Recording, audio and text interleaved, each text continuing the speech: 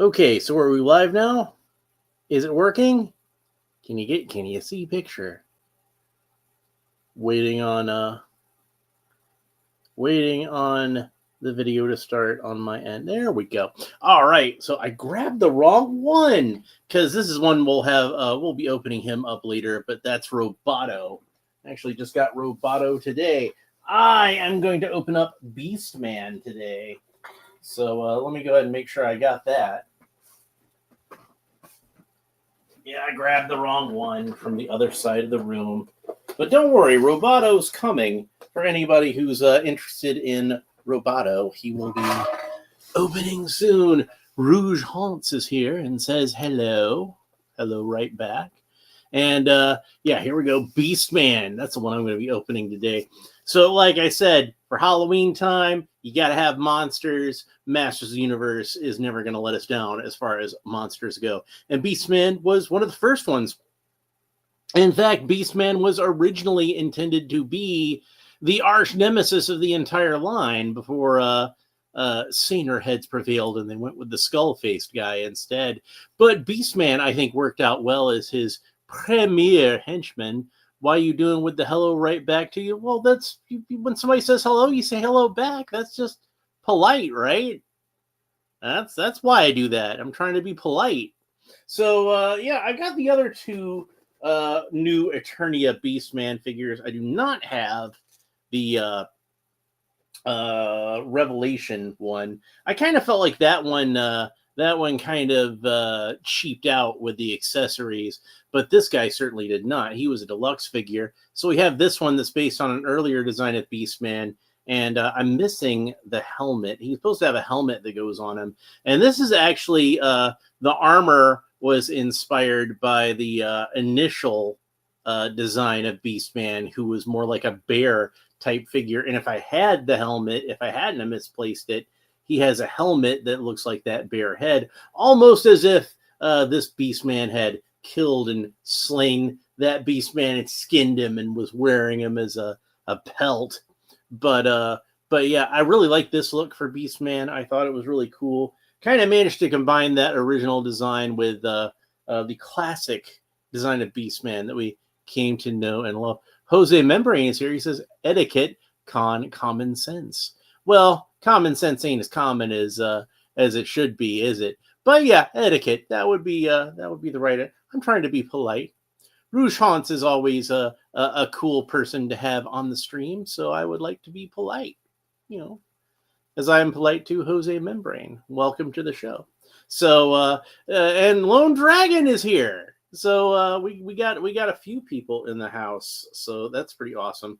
But yeah, that version of Beastman did come with this extra set of armor, so you could make him look even a little bit more like the classic Beastman. So I've got these so we can compare with this one, and this one takes influence from yet another original design for Beastman. When they were figuring this character out, he's got armor that's more like the version that was going to be rebuilt from the Big Jim Gorilla figure. So really, I kind of feel like this armor would be more fitting on this big bulky body, but no, it's on a more slender body. Bad action figure was hot, says Rouge Haunts. Well, you know. Yeah. There's a lot of cool stuff going on this package that I want to talk about. First of all, we got Beastman here in the front. That action figure was hot. Yeah, you think so? Yeah, he's we'll give you another look. Oh yeah, there he is. But yeah, he's a big old monster. He fits in with Halloween, doesn't he? So yeah, you can see Beastman here looking very much like the action figure. And then there's another Beastman over here to the side. He almost looks more like to me like he'd be like a chieftain or something like that, with that sort of long braided beard and this horned headman. And not only that, but we got a Beast Woman. So we see what a female would look like in Beastman species. And speaking of hot monsters, Yeah, hopefully they make a figure of her. That's what I'm talking about. And not only that, but we got Mossman sneaking around down there. And of course, everybody knows that Mossman, the original Mossman figure, was based on the original Beastman figure. They just kind of molded him in green plastic and put some flocking on him. Jose Membrane says, "Ow, nice." Yeah. So and there's the back of the package with some photographs of the figure and his various accessories. He comes with a spiked mace and a whip. What would Beastman be without a whip? He's got to have a whip, right? That's like his main weapon. It'd be like having Indiana Jones without a whip. And then the cross-sell artwork features King Randor, which I previously opened on this show. He's a handsome fellow. Trans Beastman? A beast woman? I don't know. I don't judge. But the surgeon did good work if that's the case. So good on them. And then Roboto, you saw that I have Roboto. I'll be opening up him sometime in the near future. But Roboto is not quite Halloweenish enough for me to be opening up as part of my Halloween theme. Beastman fits right in. So for those of you who don't know the story, the first time I ever saw any Masters of the Universe characters was on a television commercial Saturday morning while I was watching Super Friends. And I believe it was the second commercial they put out, which had Beastman and He-Man battling for control of Castle Grayskull. And so Beastman would have been the first villain that I saw in the line. So I actually did kind of think that Beastman was the main villain, like he was originally intended. But again, they eventually made Skeletor the main villain. By the way, I've neglected to show the side box art, which is very nice. Beastman looking nice and fierce there. And another Easter egg that I really appreciate is this ghostly face of Skeletor in one of the early mini comics. When Skeletor summons Beastman, you see his ghostly face as Beastman is swinging through the jungle. Jose Membrane says, like Lord of the Rings trolls the women are bearded like the men. Yeah, that's true. That's true. So maybe this actually is a regular male Beastman, and this one is the female because of the beard. Who knows? Domo arigato, Mr. Roboto. Yes, indeed, Lone Dragon. So he's going to be on the way. He's going to be on the way. I was really excited about that Roboto figure, too, because I never got the classics version of Roboto and somehow neglected to get the Revelation version, which I thought was a pretty cool figure. But and I was going to try to find him for a good price online. But once I saw this guy, I just knew, no, I'm just going to get that one instead because he looks awesome. So, but yeah, he'll be coming up soon. And I think Cobra Khan, I think I'm going to open Cobra Khan on the next episode, which I don't know exactly when it was going to be. I wasn't intending on doing an episode today because I was going to go visit my mother later today, but they changed my work schedule around, and that's just not going to work out anymore, unfortunately. So, I figured, what the hell? I'll go ahead and open up Beastman because I don't know if I'm going to be able to do an episode on Monday. So here's the whip, and it's got a handguard on it. Now, the original whip that came with Beastman famously, again, was another part that was reused from the Big Jim line. The Lion Tamer Big Jim set had the Beastman whip come with that. And if you recall, the original Beastman whip, the original Big Jim whip, it was kind of a plastic cone with like a handguard on it. Now, the reason for that is because Big Jim's hands were kind of molded like this, and he couldn't really hold accessories unless they had like some kind of clip to hold them to the hand. So that's why the Beastman whip had the handguard on it. It's supposed to go with the cone facing towards the palm, and the handguard goes around the back. Now, because of the way that this is designed and the way that it fits on the vintage figure, a lot of kids like me wound up just kind of putting it on the open hand. That's what I did. Rouge Haunts asks, is the action figure AI? Oh, no, I don't think so. Well, I mean, Technically, Roboto is AI, if that's what you're referring to, but he's the classic definition of artificial intelligence. Jose Membrane points out that Big Jim shared the same tiger mold with He-Man. That is correct, and it was also the Panther from the Tarzan line, which also reused Big Jim parts. Tarzan himself was Big Jim's friend, Big Josh, or Big Jake, or Big John, or whatever J names they had lying around. I don't remember. I wasn't. Big Jim was before my time, so I'm not really an expert in Big Jim. I'm more like a somewhat educated layman when it comes to Big Jim, and most of it comes as vicarious information from my my knowledge of He-Man. If we're being real about it, yeah, definitely a throwback. But yeah, get this mace out of here. Man, the mace is stuck in there real nice and good leg. All right, we got the mace out. We'll have a closer look at that.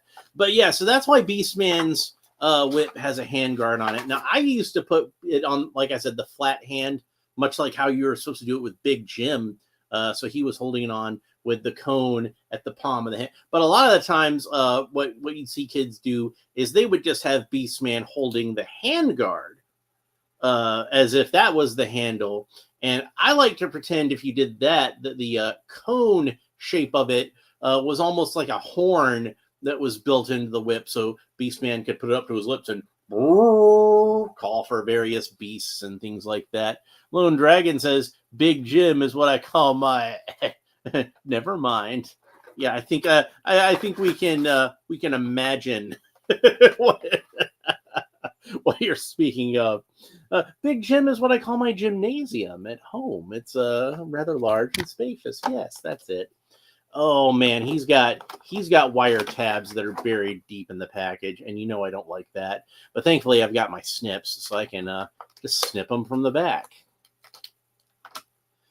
Oh, action figure companies, if you could just please stop using wire the rubber tabs. I really don't like them. Hasbro doesn't use rubber tabs anymore. I'm just saying, I don't have to deal with those when I open up GI Joes. And we've got a lot of GI Joe on the way. Next month, I'll be opening a ton of GI Joe. Jose Membrane says, Big Johnson. Well, you could make that assumption. So I believe, he's got rubber tabs at his ankles. I didn't even notice those. So I believe that, I probably should have brought him over here too. I believe that this is the same body that was used on the new Eternia Stratos figure, which as far as I'm concerned is the greatest Stratos figure ever made. But and some people might say it's damning of faint praise, but whatever. I think it's a great Stratos figure. I love it. And so this one is a little closer to the standard size of a Masters of the Universe Masterverse figure. And he does not have, as is usual for a lot of these, Rouge Haunt says if Alan was AI too. Well, the first two letters of my name would be A-L, and the lowercase L does look kind of like an I. I think they're probably going to have to change that and start making it give like a little bit of a loop at the bottom because, nowadays you see AI so commonly as a term that if you have somebody named Al, it almost looks like it says AI. It'd be kind of confusing.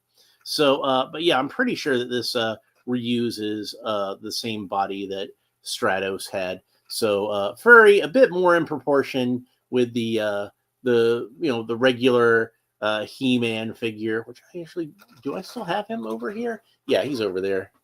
He fell over. I'll have to pick him up. I move Dracula to the side here. Yeah, there we go. So we can, and I've got a few others, but He-Man is really the best one to compare him with. So you can see about the same height as He-Man, about the same build, except for the arms. The legs are a little bigger, the torso is about the same size, and the arms are much more muscular and longer. I don't mind them being longer because Beastman is kind of supposed to have disproportionately long arms, but he shouldn't really be more muscular than He-Man, Like the original Beastman figure wasn't more muscular than He-Man. Let's set that aside. So, And he does have something that's really cool. See that jaw? Yep, that's a hinged jaw. Which I think Lone Dragon was the one who pointed that out to me in the first place, and that was the thing that really made me want this figure, is that hinged jaw. I think that this is a great head sculpt. This is probably one of the best Beastman head sculpts I've ever seen.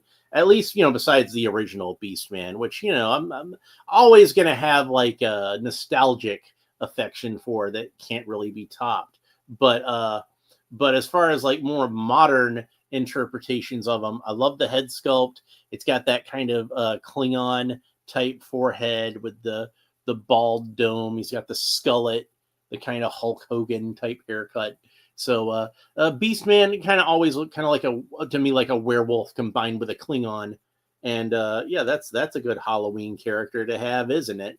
And you see Beastman's armor is based on that early Mark Taylor design, not the very first one, but this is the same armor design that the Lords of Power Origins figure was based off of.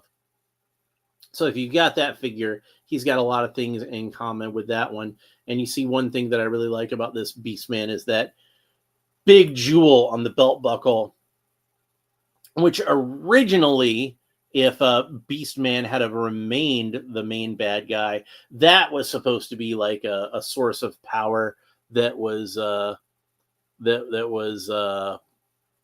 tied into Castle Grayskull in some way. Rouge Hunt says, "Hey, Alan, you know that if your beard was flying, your eyebrows was flying, an AI video about you." Ugh.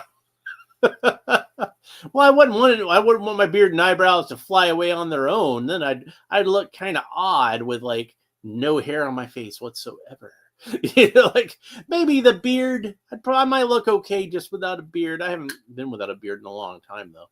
But if we lost the eyebrows, oh man, I need these eyebrows. They really bring the whole face together. Like they're my most Sean Connery feature is my eyebrows. So I like my eyebrows. So anyway, now it looks like this belt piece. Yeah, this is removable, and you see underneath it's the more traditional Masters of the Universe type loincloth that we see on these Masterverse figures. And the armor at the breastplate is also removable. I don't know. Should I take it off? Well, let's go ahead and have a look at him without the breastplate. Get that off of there. There we go. That's what he looks like without the breastplate. Just for fun. And I don't know how well it's going to fit, but we're going to try it out. Let's take this classic style Beastman armor off of this guy. And if you wanted to give him like more of a classic Beastman armor, you could always 3D print something, or maybe even like the armor off of an Origins figure. I know you can probably get those Turtles of Grayskull Beastman figures for pretty cheap right about now. And you can see, like, since his torso is so much longer, that the belt does not quite connect correctly. Jose Memory says, "Oh shit, you're one 007 debonair." Yeah, I'm unfortunately a little less like Connery in the James Bond movies, and a little more like Connery when he was in Zardoz. But yeah, you can get a look at what he would look like if he was in a more classic Beastman armor, and I think that looks really cool. If it connected all the way in the back, I might want to try putting some other Beastman armors on him and see how that would look. But 3D printing one might be the best way to go. Oh, Zardoz 2024 is here. How about that? Did someone mention my name? I do freaking love that movie, though. Like your mouth was moving. It's not your really. Oh man. But yeah, like I do seriously love Zardoz. Like I don't care what anybody says. When Sean Connery passed away, the first movie that I watched was not one of the James Bond movies or Indiana Jones and the Temple of Doom, or even his Oscar-winning turn in The Untouchables, all of which I love those movies. The first one I watched was Zardoz, and I imagine Sir Sean Connery looking down from heaven at me, being like, "Oh well, thanks a lot, Alan. That's the movie you're remembering me by. Zardoz, of all things. The Rock, yeah, that's another one, which, some people might argue is a James Bond movie. So it's a nice little fan theory. I like it. I happen to enjoy that fan theory. But he does look real. I wish they had given him an extra Beastman armor. Hunt for Red October, another great one. Like Sean Connery, that guy's just Zardoz. Yeah, Zardoz. It was a book called The Wizard of Oz, and I noticed the letters at the end were Zardoz. Yeah, that is a weird ass movie. Like, for anyone who hasn't seen it, so if you watch it on my recommendation, just be aware. I'm warning you. It's an odd, weird movie. I love it, like I said, but it was directed by John Boorman, who also directed Deliverance and Excalibur, which is one of my favorite movies ever made.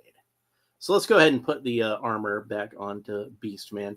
And you notice he's got like different arm plates.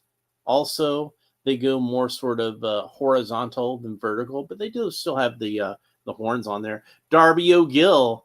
That's another one Jose Membrane mentions, which I remember watching that in school. So technically, I guess that was probably the first Sean Connery movie I ever saw, because I know I saw that before I saw any of the James Bond movies or Highlander. Oh, man, he's great in Highlander. I freaking love Highlander.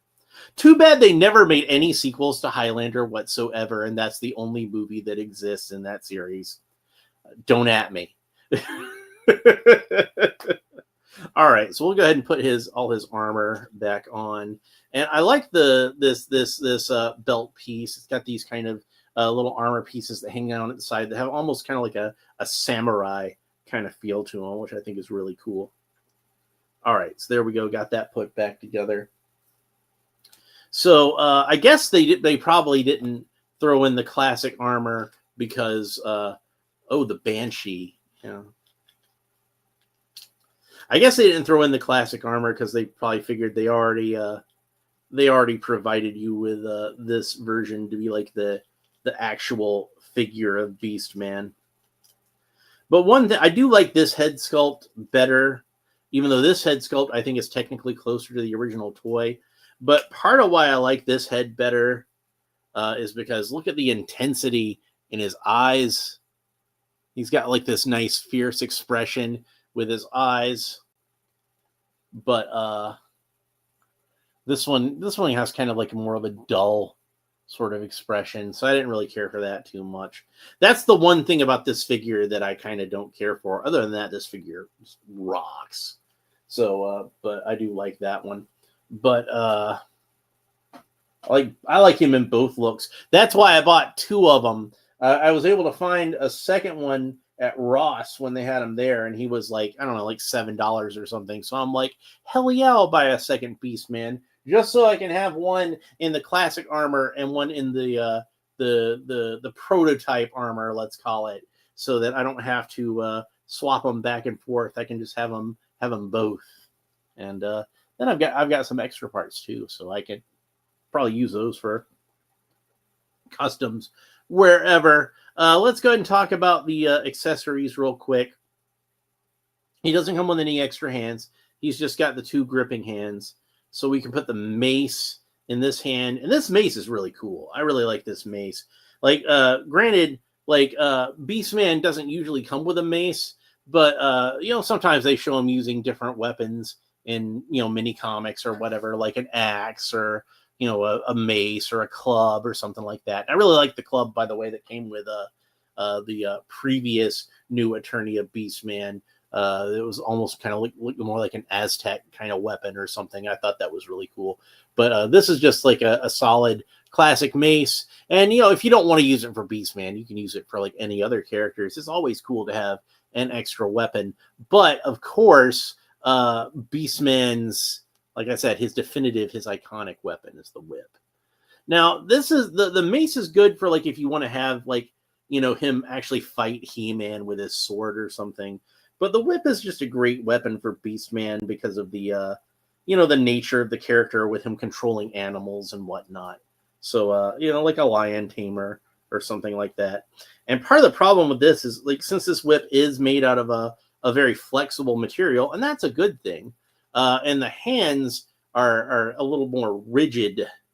Then it was kind of difficult for me to get the whip into his hand, but now that I got him in there, it looks really cool, doesn't it? And it's got the hand guard on there, which works as kind of an homage to that original Beastman whip, like I was talking about, and you can kind of sling it around and actually whip it good. Now, traditionally, Beastman's whip, we've had other, like the classics version of Beastman, I believe, had like a plastic whip.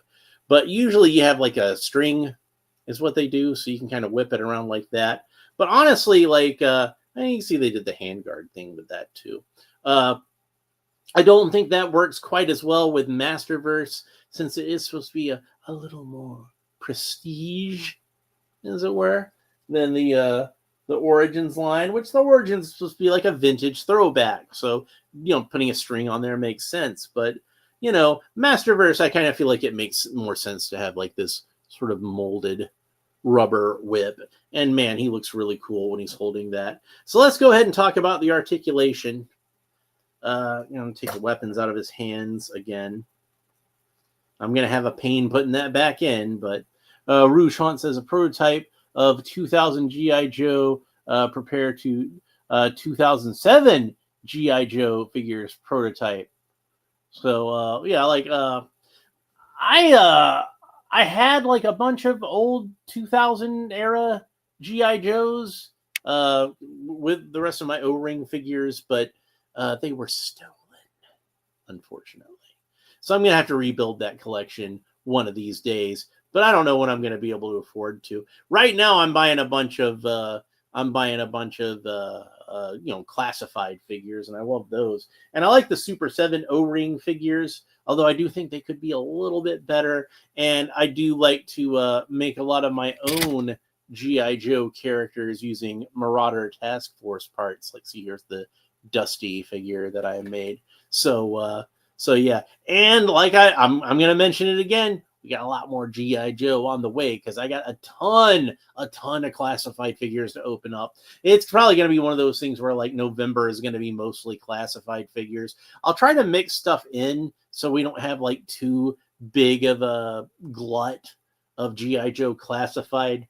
Like last time I opened up like a whole ton of Masters of the Universe figures, and it was a whole month where I was talking about nothing but He-Man. And I like to keep a little more variety. So I think I'll mix it up a little bit more, but I'm not sure how I'm going to mix it up yet. But anyway, let's talk about the articulation. So Beastman can't look up too far because he's got that kind of longish hair in the back, and it kind of bumps into the shoulder. So that's about as far as he can look up. He can look down pretty well. That's pretty good. And I already mentioned the articulation at the jaw, which for me was a major selling point of this figure. Can't really tilt his head to the side to side too much, a little bit, but not a whole lot. That's one drawback to this head sculpt, I will admit. The head, of course, can rotate all the way around, and the arms rotate all the way around the shoulders. But they are going to kind of bump into that armor a little bit, and you do risk, that coming loose, the bicep armor. Beastman can raise his arms to the sides about that far. And he does have a bicep swivel, so the bicep rotates all the way around. He's got double jointed elbows. That is about the range of motion you're going to get at the elbows. It's not as good as it could be because it's going to kind of bump into that strap a little bit. So I think it could even bend a little bit further than that if you took the armor off the bicep. Rouge Hunt's asked, or is it the 2006 action figure prototype? Well, I don't know. So which one are we talking? I had I never had any prototypes of G.I. Joe figures, so I just had the ones that I bought at the store or secondhand or whatever. I did have, actually, though, now that I think about it, I did have a Jurassic Park figure that was, I guess, kind of a prototype, or at least something that was made for an unreleased set where they kind of kit bashed together an original character for Jurassic Park, where it had like a Duke head on like a roadblock body. I had a few of those that I got off of eBay when they were fairly common on there. So he's got wrist articulation that rotates all the way around, and it has a horizontal hinge on it, so you can move it back and forth like that. And I believe both the hands should be like that. Now these bracers, those can rotate around too. And I believe that the plate on the bracers, again, like that early design by Mark Taylor, it's supposed to match up with the back of his hand there. So, I guess you should rotate it around when you rotate around the hand to make sure that that stays. Also, I want to point out, because I just think that's a really cool detail, he's got a little blue gem on each of these gauntlets, which matches the big blue gem on his belt buckle. And you can see that one does have kind of a starburst sculpted in behind it.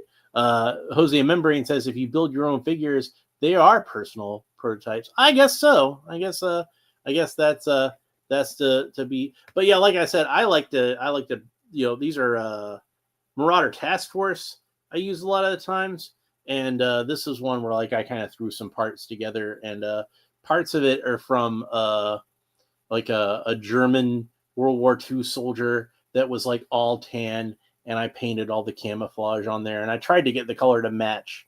I think I did a pretty good job, get it to match the camouflage that was on these legs that came from another figure. Swapping out various parts. I was trying to get him to look as much like the original version of Dusty as I could, but that's not actually a helmet. That's one difference. Is it's just like kind of a Japanese soldier hat, but it had a Havelock on there, which is what I really wanted to have. And once I got the goggles on there, it looked enough like the classic Dusty, so I was pretty happy with it. Anyway, getting back to this guy, he does have the cool Masterverse type torso articulation. He can bend one way to another that way, bend back about that far, bend forward about that far. This bicep armor is slipping off again. I'll try to push it up there a little more tightly this time, and hopefully that'll hold together. But yeah, I was basically just trying to make all the classic G.I. Joe figures out of those Marauder Task Force parts, and I made like a whole bunch of them, so I was pretty happy with those. I should probably order some more parts from them. They make really cool stuff. Anyway, Beastman can kick up about that far. He can do the splits no problem. He can kick backwards about that far. He does have a thigh cut, so the thigh rotates all the way around.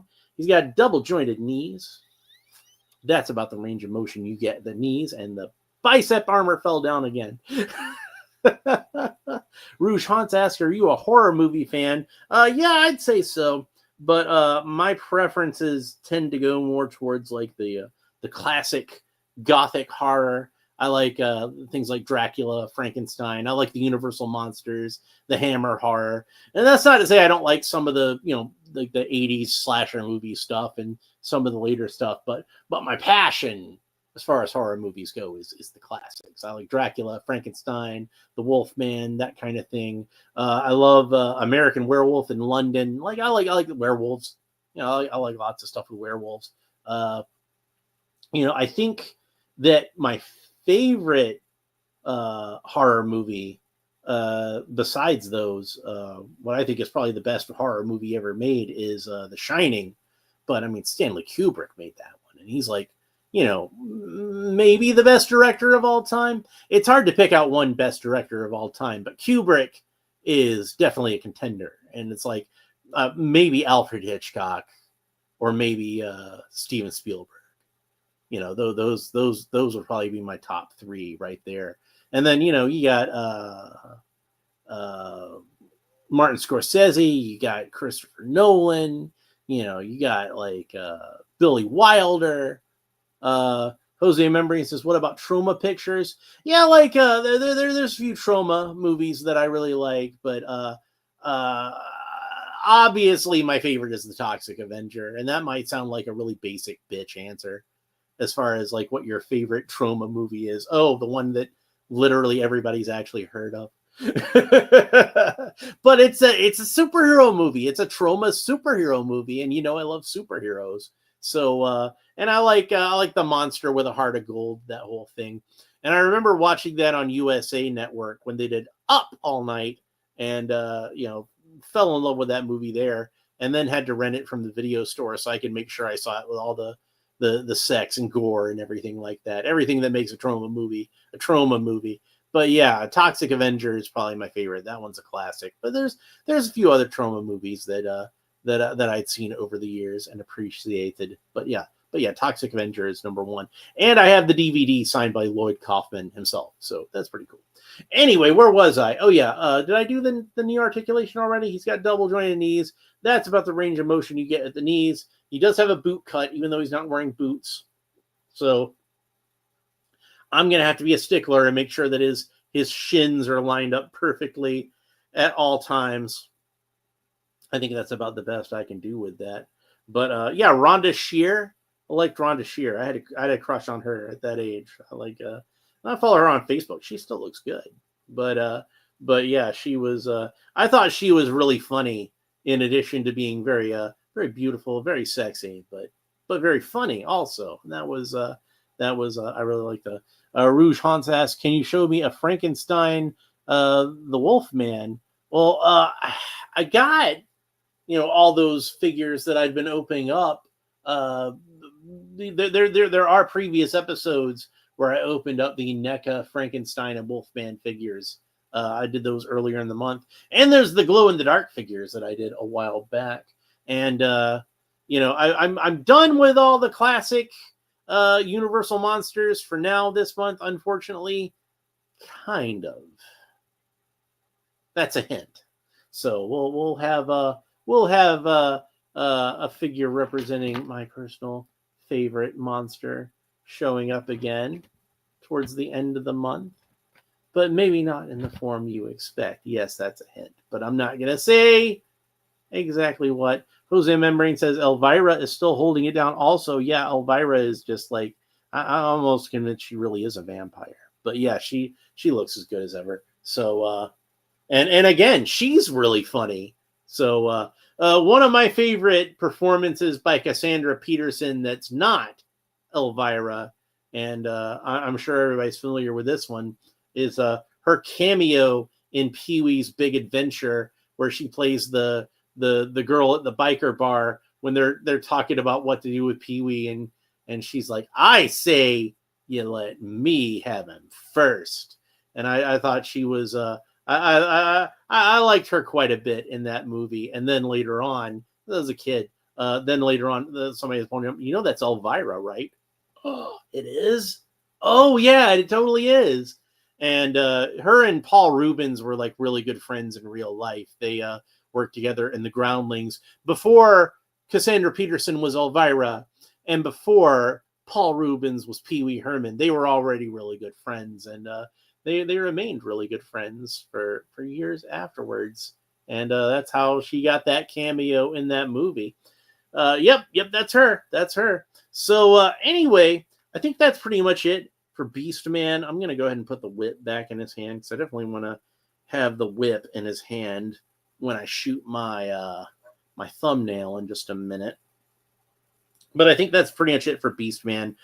This is a great figure. I don't know if I'd say it's the best Beastman figure, but it's definitely, I think, if not this one, it'd be the classics version of Beastman, which is, I think, still probably the best version if I'm thinking about it. But that one is so expensive to buy right now, and if you're looking into getting into collecting Masters of the Universe now, I would say go ahead and pick up this guy as a substitute for the classics version of Beastman. I think that you would be very happy to have this one in your collection, and if you can get the other one so you can put him in a more vintage style armor, then so much the better, right? But yeah, that's pretty much it for this one. I hope you enjoyed the video.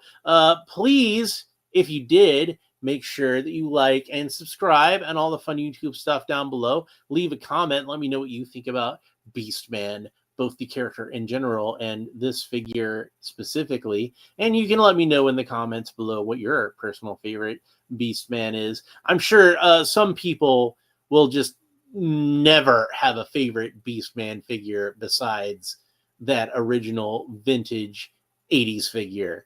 Like, to me, Like that's a figure that's got definitely a firm place in my heart. I had a lot of fond memories playing with that Beastman figure when I was a kid. But the classics version of Beastman, man, it managed to be the Beastman that always existed in my mind whenever I was a kid.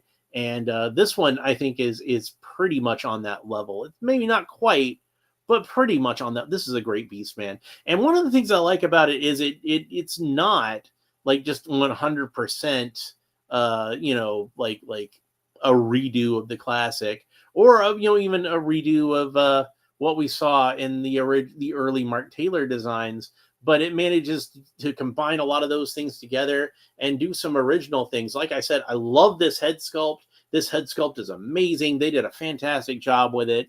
I love the paint detail on it, and the intensity in the eyes and the war paint and everything like that. This is a great figure. This is probably actually one of the best Masterverse figures we've had so far. So definitely pick up Beastman if you're looking to collect the 7-inch scale He-Man figures. This is definitely going to be one of the best ones. Let's go ahead and get another shot of him next to Battle Armor He-Man again, so you can get a look at these two. And they're about to battle for the control of Castle Grayskull. And Jose Membrane says, "Thank you, Alan." Well, you're very welcome. Thank you for joining the show. And yes, we will see you next time, brother. But thanks to everybody who tuned in. Always great to see you. Make sure you like and subscribe. YouTube likes it when I say like and subscribe, so I like to say like and subscribe. Leave a comment. I like it when you leave comments. Next episode, I'll be back with another Masterverse figure that I feel like is appropriate for Halloween. We're going to open up Cobra Khan, and I'll have some interesting things to say about that figure, because there's a lot of cool elements of that figure if you're a fan of vintage figures and hard-to-find variants. We'll just put it like that for now. But I'm going to go take the thumbnail for this. We'll have, like I said, we'll have our next figure will be Cobra Khan, and then I still have a couple of special Halloween figures that I want to open. I'm saving those for the last. So October 30th and October 31st, be expecting to see those. We'll talk to you next time. Bye. And that's the end of